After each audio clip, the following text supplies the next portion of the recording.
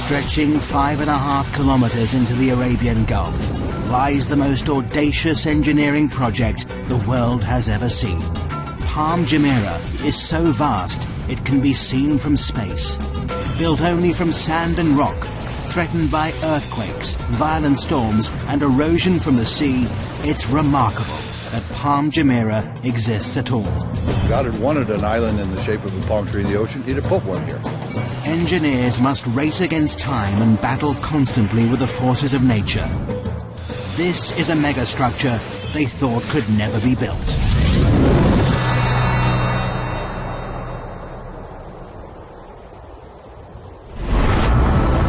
August 2001. The Arabian Gulf is a massive activity. Dubai is building one of the biggest man-made islands in the world. Engineers have a daunting task ahead of them, because this is a construction like no other. All structures stand in defiance of nature. Most are built from concrete and steel, materials that are artificially strengthened. But this massive island is being constructed out at sea, using only natural materials, sand and rock.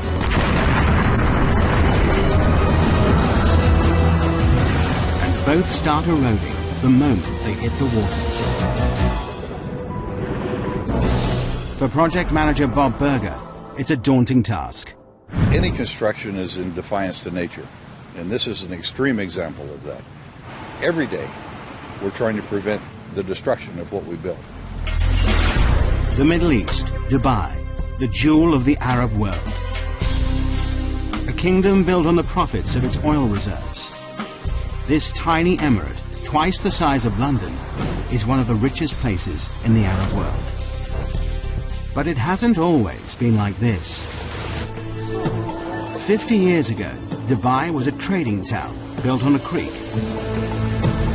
Over half a century later, it's been transformed. Now it's famous for gold, trade, and oil. But there's a problem on the horizon. By 2016, the oil will have run out. It'll mean disaster for the economy. Dubai must find a new source of income. The Crown Prince, Sheikh Mohammed bin Rashid Al Maktoum, has a $2 billion plan to save his country.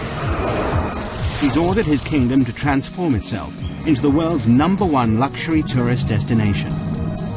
And the Crown Prince has a history of getting what he wants.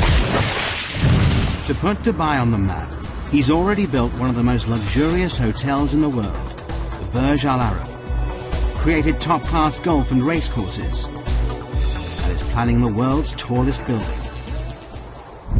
But now, the Crown Prince's big idea is mass tourism. Dubai seems the perfect spot. It offers sun almost every day of the year, glorious beaches and azure seas. 5 million tourists visit here annually. Now they want to triple this to 15 million. But there's a problem. The coastline is a mere 72 kilometers long. Not enough space for all these extra people. But how do you make your coastline longer? The Crown Prince's plan is to build a massive island, and he wants it done by 2006. What better for a paradise island than the shape of a palm tree? 5.5 kilometers across, it increases the coastline by a whopping 56 kilometers. But no one has ever built an island this size and shape before. When I first heard of this project, I couldn't believe it. I thought it's incredible. The extraordinary plan is to build a city at sea. The palm will be covered with luxury villas, shopping malls and restaurants. The crescent-shaped breakwater, linked to the palm by a tunnel, will hold 22 hotels. The easiest way to build such a massive structure at sea is to use concrete and steel. But this doesn't fit with the Crown Prince's plans. His idea creates an added challenge. To blend in with its surroundings, the island must be made entirely from natural materials. The palm-shaped island will only be made from sand, 94 million cubic meters of it. All that protects this from the sea will be a breakwater, 5.5 million cubic meters of rock. Together, there's enough sand and rock to build a 2.5 meter high wall circling the entire world.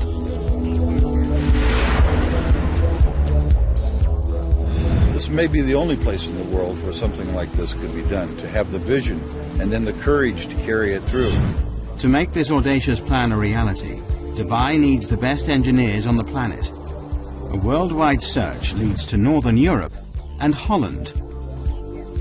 Experts in land reclamation, the Dutch have increased Holland's landmass by 35%. The Dutch team are immediately booked for the job. The first thing they must prove is that it's possible to build an island out in the Arabian Gulf and that it'll stay there. They know the only way to keep the island in position is to surround it by a breakwater. But just how big does this sea defense need to be? To find out, researchers must calculate the strength of Dubai's storms, the height of the waves and tidal surges, and what effect global warming will have in raising the sea level.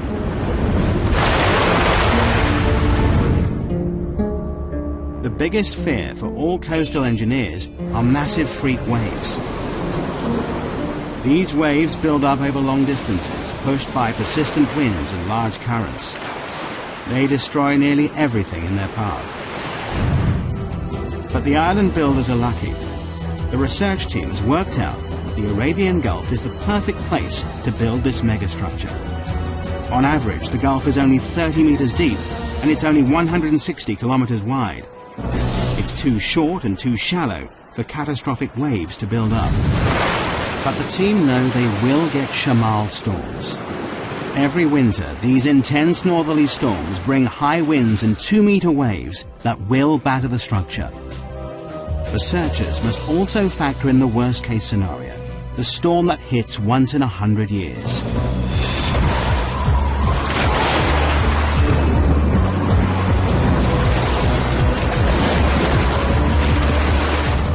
The team do the final calculations.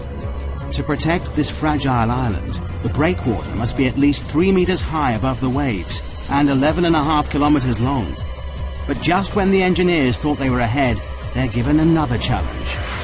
The developers in charge of this megastructure want to start construction immediately, before the research is complete. It's a huge gamble that could come back to bite them. If they haven't got it right, the whole structure might be washed away.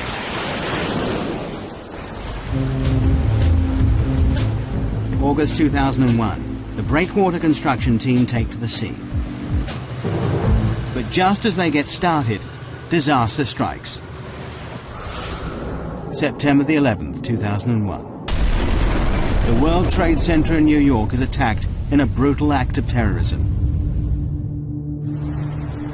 Overnight, tourism to the Middle East stops.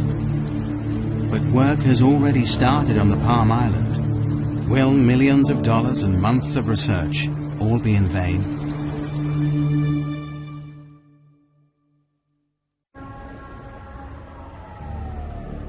September 2001.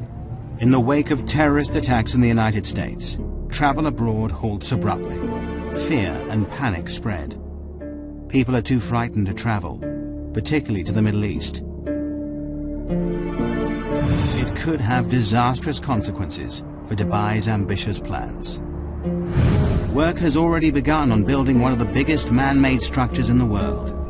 A giant palm-shaped island that'll transform Dubai into a world-class holiday destination. The massive 11.5-kilometer breakwater is under construction. Both the breakwater team and the Palm Island team are assembled to make the dream a reality. But 9/11 throws the plans into turmoil. The 1,200 foreign engineers fear their lives could be in danger. They make contingency plans to leave the country. In the meantime, they're advised not to go into Western hotels and bars. Business slumps. Beaches are empty. Restaurants deserted. No one wants to be here. For 3 months, Dubai grinds to a halt. The sun is setting on the Middle East's tourist industry. But the job must carry on, whatever the political climate. The oil reserves are running out. The Crown Prince stands firm. The developers are now committed to the build. Millions of dollars have been spent hiring the world's top reclamation engineers.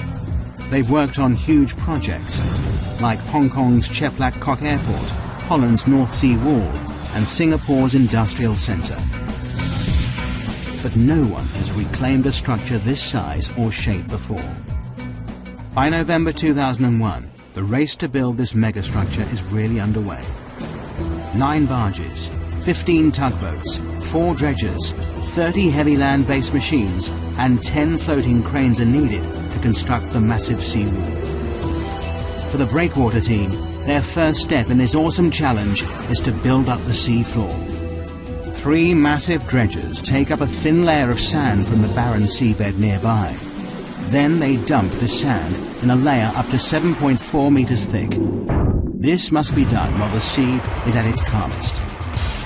To keep it in place, barge loads of rubble are dropped on top of this. This bed of rock will raise the breakwater from 4 meters below sea level to 3 meters above. It's the beginning of the sea defense, without which the island cannot exist. The sloping layers take out the force of the waves as they hit the wall, but the sand and rubble layer is only the base, the core of the breakwater. What really creates the protection is the outer armor. For this, engineers need vast lumps of rock. Each piece of rock weighs up to 6 tons. It's these massive boulders that will protect the fragile island from the destructive force of the sea. But sourcing enough rock is an enormous task.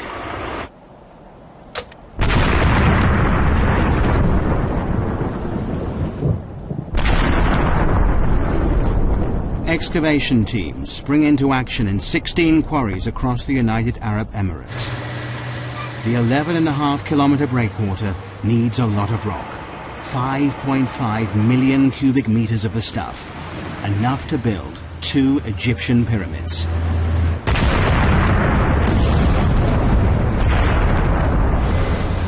Rock is blasted out of the mountains night and day. Loaded onto dozens of lorries, it begins the arduous journey to the coast. Here, the rocks are immediately piled onto barges and shipped straight to the construction site. It takes less than 24 hours for each rock to travel from quarry to breakwater. 24/7, this floating conveyor belt delivers up to 40,000 tons of rock per day, nearly the same weight as 2 aircraft carriers. The density, size, strength and permeability of each boulder is crucial. This stone wall must last for centuries. There's no concrete or steel holding these rocks in place. These vast boulders are not just dumped in position, graded by size and weight, it's the sheer volume that keeps them here. Positioned by cranes, each rock must interlock with the next to withstand the full force of the sea. Constant checks are needed to ensure the breakwater is in the right place and the rocks are stable. The only sure way to do this is to send in divers to pinpoint and check every meter of it. Nothing about this megastructure is left to chance. Any movement could cause the rock to crack and the wall to disintegrate, leaving the whole project vulnerable. A detailed study of the breakwater rocks below the water is noted. Divers are looking for signs of fatigue on these 6-ton boulders. Their fear is that some will have splintered or been knocked out of place by strong waves when they were put here. Every 27 meters, a diver surfaces to record the location of the rocks they're checking. The reading is taken from a man based on land, but so far this section of the breakwater stands firm. January 2002. 6 months after work began, a large section of breakwater stands proud 4.5 kilometers out at sea. For everyone involved, it's an exciting time as the dream becomes reality. When the first breakwater came up, of course, we all went out there. We had to stand on it. This tiny little precipice of rock in the middle of the ocean, and look back in Dubai and say that this is the beginnings of our job. It's a momentous achievement for the team. But there's still over 10 kilometers of this vast sea wall to build. The engineers are jubilant, but their happiness is short-lived. Winter is closing in. With a schedule of only 2 years to complete the breakwater, the last thing anyone needs is a delay. Winter in the Middle East brings shamals, great storms with winds of up to 56 kilometers per hour. Wind shifts are sudden, whipping up the sea, bringing torrential rain, violent thunderstorms, or blinding dust storms. On land, little can move. Out at sea, things are even worse. Massive waves batter the boats that need dead calm water to place the sand and rock with pinpoint accuracy. We had to seek shelter in the very little shelter that we had built. Engineers planned for the bad weather, but the storms of March 2002 are worse than they feared. Everybody crowding around trying to protect themselves from the storm. The boats find shelter, but more worryingly, will the breakwater hold? It's a nail-biting time. Over the next 3 weeks, the storms are relentless. All the engineers can do is watch and wait. The breakwater stands firm, but the schedule is slipping. The construction team is 3 weeks behind, and the pressure is immense. Every second counts. It's vital that the fragile sand island has protection.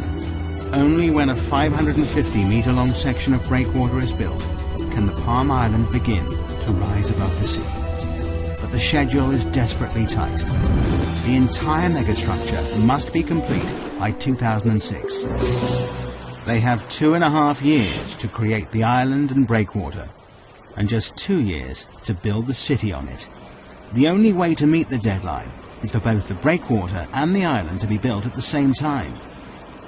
It's not an ideal situation. It will mean that throughout the build, the Palm Island will have the bare minimum of protection from the sea. But the engineers have no choice. The deadline is set. While the second team, building the island, wait for the protective breakwater to be built, they keep ahead of schedule by laying the sand foundations below sea level. But now, 8 months after construction began, they are desperate to break the surface. Finally, April 2002, the first 550-meter section of the breakwater rises 3 meters above the sea. At last, the builders of the Palm can step up the action and bring the island above sea level for the first time. To complete this massive island, Team 2 has the awesome task of finding 94 million cubic meters of sand to create their island, enough to cover the whole of Manhattan 1 meter deep. It's an enormous job in itself, but finding the right sand is an added headache. Dubai has more sand than it could ever need, but there's a problem. Desert sand is the wrong material for the job. It's too fine. The particles won't cling together. It means that the vast sand island would simply wash away. The engineers must look elsewhere. The best sand for the job is found 6 nautical miles out at sea. This sand is much more suitable. It's coarse, packs densely, and is more resistant to wave impact. They will dredge sand from the Gulf seabed. And there is an added benefit. The dredgers will spend less time transporting the material to the construction site. In just 3 hours, a dredger travels to and from the site, scoops up the sand, and sprays it in position. It works a 5 square kilometer area, dredging up the top meter of the sea floor. It takes less than an hour to fill the 8,000-ton tank with sand. The sand is then pumped through a pipe and sprayed into place at 10 meters per second, enough to fill an Olympic swimming pool in 4 minutes. The process is called rainbowing. The island construction team work round the clock to keep to the tight schedule.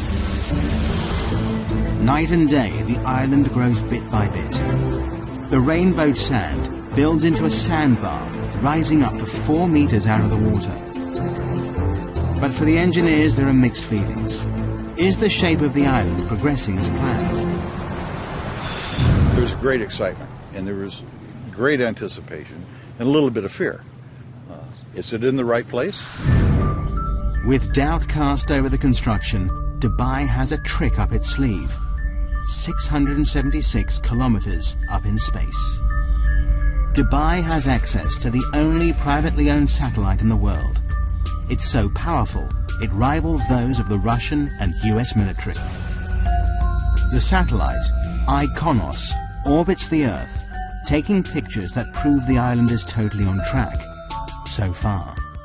It also means the Crown Prince can keep a close eye on his pet project. August 2002, a year in, and the island team is ahead of schedule. 8 kilometers of the breakwater stands firm. 8 palm fronds break through the azure seas. But it's a grueling and difficult process. Rainbowing is a common operation in land reclamation. But this is no ordinary reclamation project. There is no mold for the palm shape and no fixed points to get bearings from. The unique shape makes it a nightmare to build because the whole design relies on accuracy. This enormous structure has 56 kilometers of waterfront and almost all of it is curved. To make things more difficult, it's impossible to tell from the ground if the sand is falling in the right place. The only way to complete this task is to use state-of-the-art technology. Prior to GPS, we couldn't have done this job. There are only 2 straight lines in this project. All the rest of them are curved. It's all down to a team of 5 men who walk the perimeter of the island every day as it takes shape. It's grueling work. Summer temperatures reach a searing 48 degrees Celsius. Humidity hits 95%. With heavy packs strapped to their backs, these mobile receivers create a grid reference for the island. Receiving signals from space and a fixed position on land, the height and position of the sandbars is recorded. With these coordinates, dredgers can sail into the exact position and rainbow the sand with pinpoint accuracy. Only by using state-of-the-art GPS technology can this awesome megastructure take shape. As the world watches, the Palm Island becomes a reality. At the same time, faith in this tiny emirate is restored. Post 9/11, Dubai emerges as a safe haven in the Middle East. The beaches fill up again. Business resumes. The Crown Prince's gamble to continue construction has paid off. But there is still a deadline to meet. The island must be built by 2006. Coordination between the 2 teams, one building the breakwater and the other reclaiming the sand island, is crucial. If they don't work in perfect synchronicity, the whole project could be thrown into jeopardy. If the breakwater progressed too quickly, it would cut off access for the reclamation contractor. If the reclamation went too quickly, then it would be at risk for the storms. We couldn't let one get ahead of the other in any way. It's a delicate balance. But a year into the project, and incredibly, work is on schedule. Against all odds, the Palm Island rises above the waves, protected by the ever-increasing sea wall. It's a symbol of engineering achievement. But the engineers' biggest challenge is still to come: how to make the island safe to build on. The majestic Palm Island is only made from sand. But sand is unstable and highly susceptible to the movement of water around it. It also takes time to settle before it's strong enough to build on. But this awesome structure will support a city of 120,000 people, and their safety relies on firm foundations. This massive sand island must be made rock solid. But how?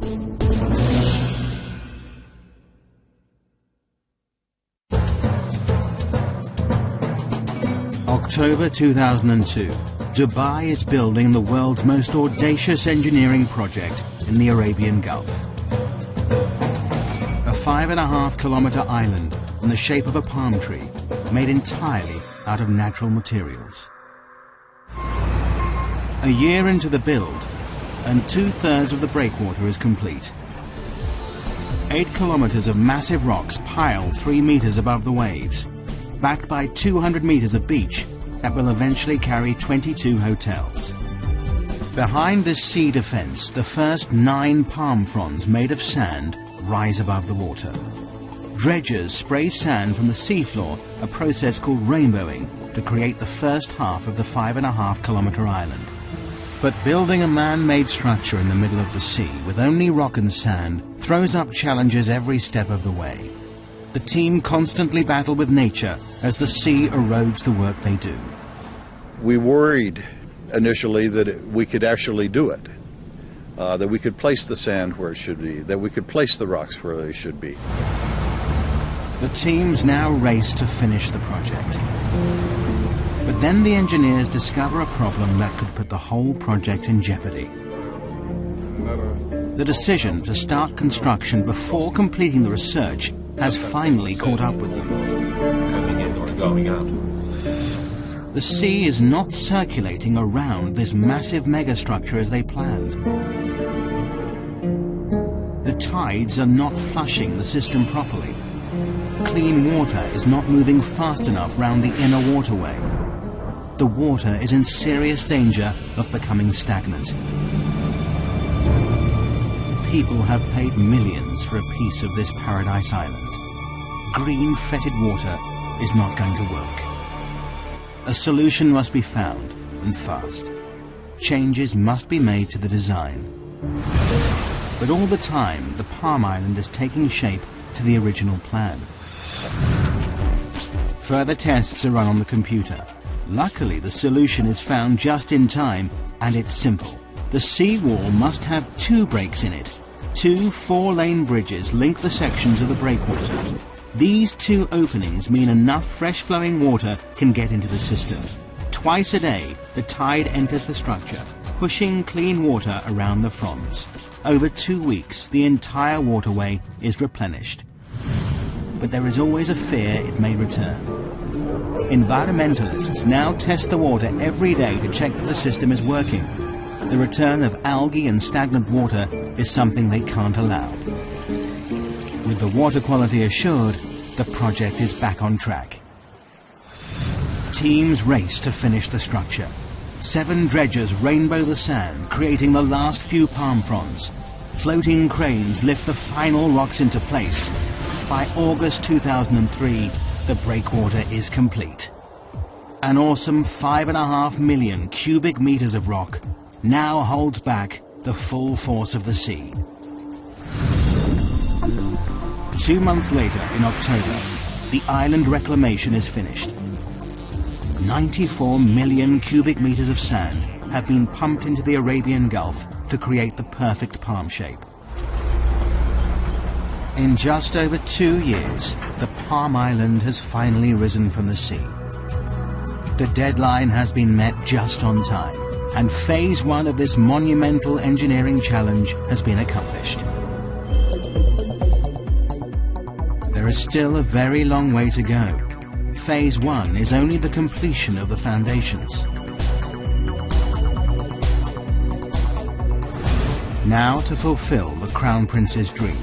4,500 houses and apartments, hotels and shopping malls must be built along the waterfront. This sand island must support an entire city. But here lies the next major problem. Sand is not easy to build on. Because the sand has been sprayed into position, it's loose and uncompacted. We get the material for the islands dredged from the seabed, which means that all the fine materials are already cleansed from the sands. You can drive on it within a couple hours after you reclaim it. However, it's not satisfactory to build on. But a strong base is vital to support this city at sea. Before construction can start, engineers must find a way to compact the sand to make it firm. In theory, the idea is simple. All we have to do then is compress the top layer. As you can see, when you press down, very little displacement, except straight down, nothing to the side. It gives us a firm surface to build on. But in reality, The engineers are working with an area spread over 5 square kilometers. Over time, the sand will compact naturally, but this will take years. And time is something the engineers don't have. Construction of the infrastructure must start immediately. As if the schedule wasn't pressure enough, there is another, more important reason why the foundations of the city must be made extra strong. Dubai sits just on the edge of a major earthquake zone. Bam, Iran, north of the Arabian Gulf. 5:26 a.m., 26th of December 2003. The town is hit by a quake measuring a massive 6.6 on the Richter scale. In minutes, 60% of the buildings are leveled, 43,000 are dead, 20,000 injured, and 60,000 are homeless. Following this, multiple quakes hit Dubai 480 kilometers across the Arabian Gulf. It's a wake-up call to the Palm Island project. If the epicenter hit Dubai, it could spell disaster. Should an earthquake come through the area, the sand might lose its cohesiveness down deep.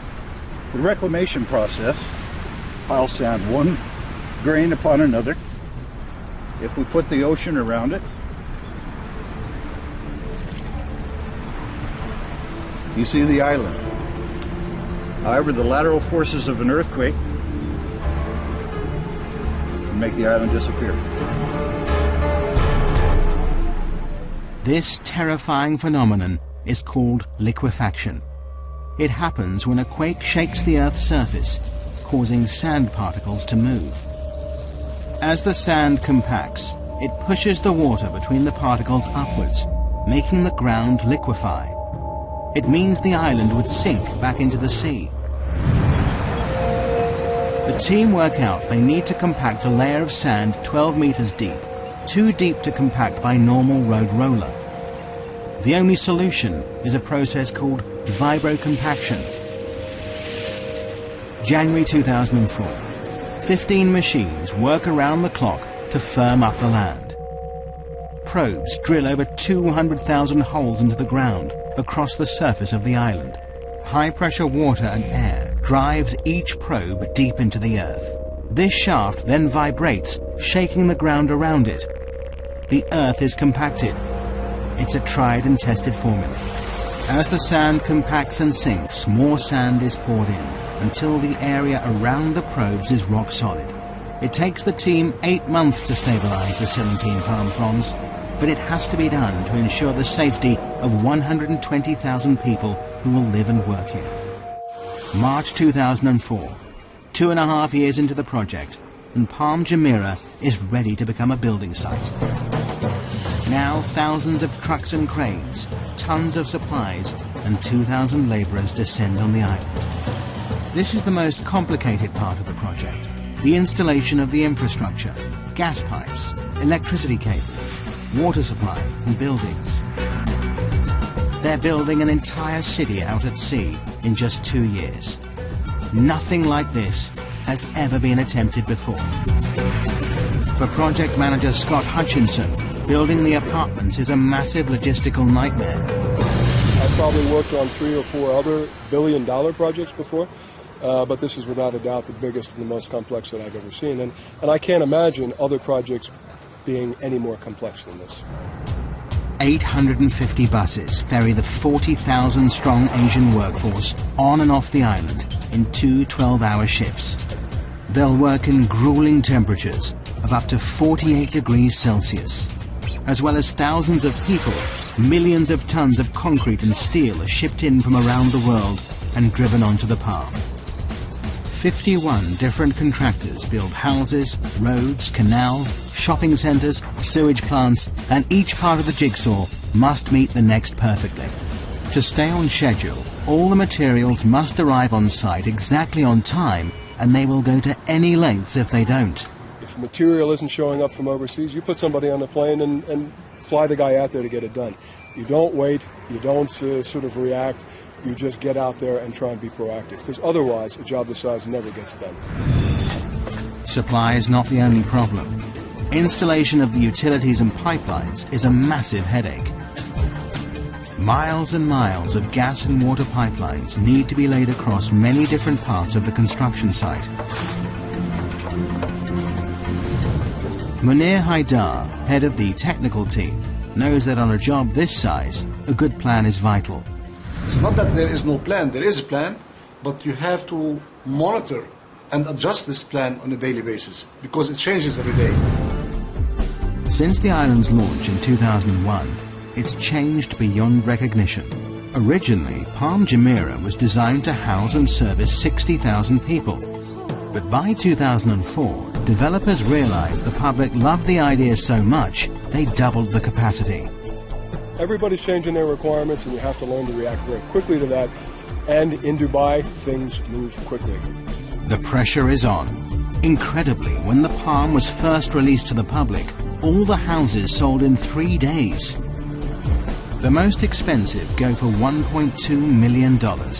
David Beckham and the England football team are amongst the owners.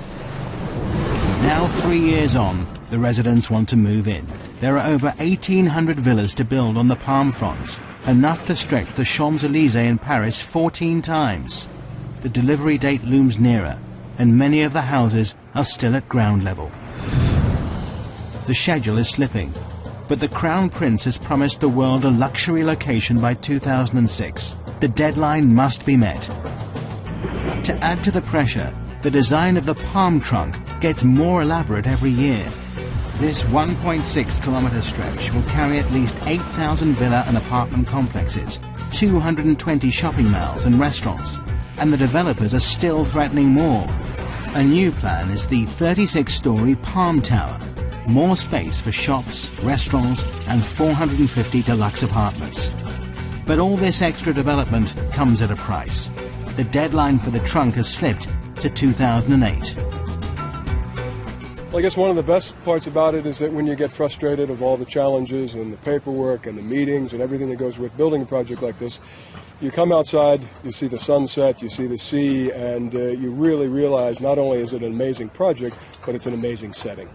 But this awesome setting creates hidden problems for the engineers. With Phase 1 complete, the island reclaimed, the Palm now faces its biggest enemy, the environment.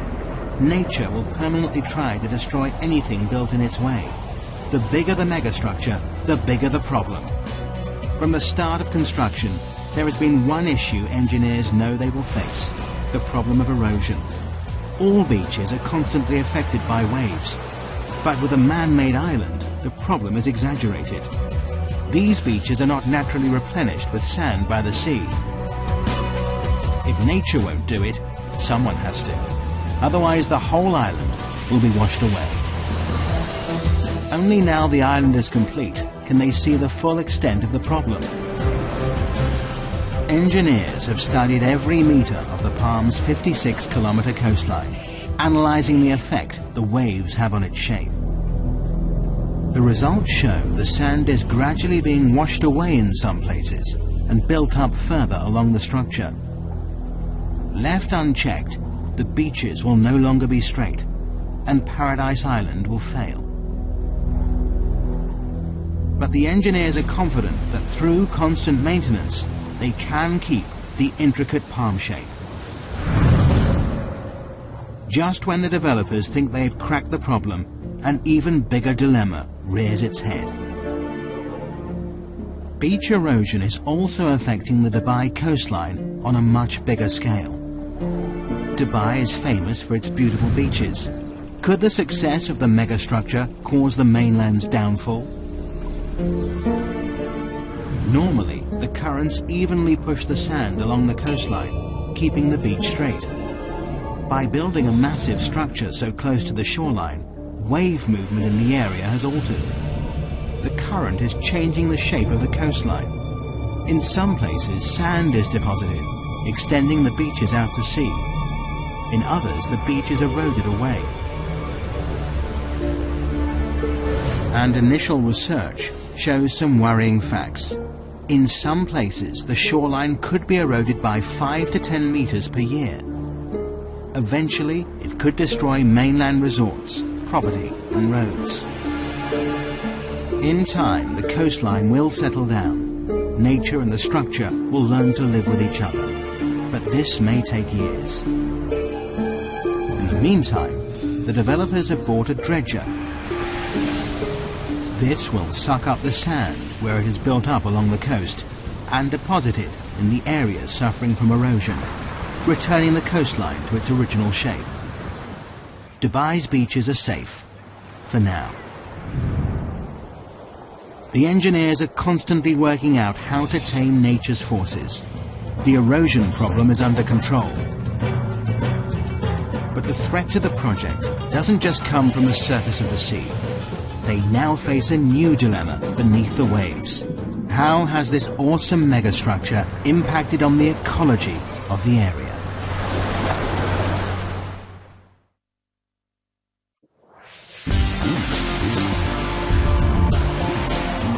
August 2005. 4 years after the Palm project started, this audacious island stamps its mark on Dubai's coastline.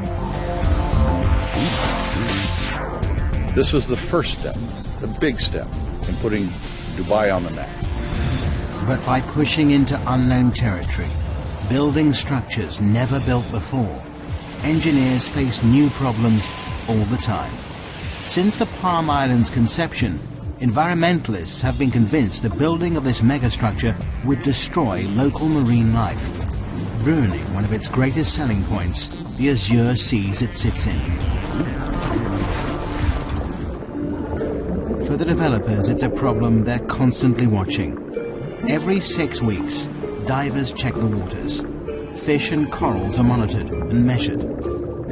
But fears that construction may have destroyed this underwater world appear unfounded so far. In fact, this megastructure seems to be having the opposite effect. Not only is the marine life unaffected by dredgers removing a metre-thick layer of sand, but the breakwater has created shelter for fish and is attracting new species into the area. Now the Palm developers are turning this to their advantage. They plan to build the largest artificial reef in the world.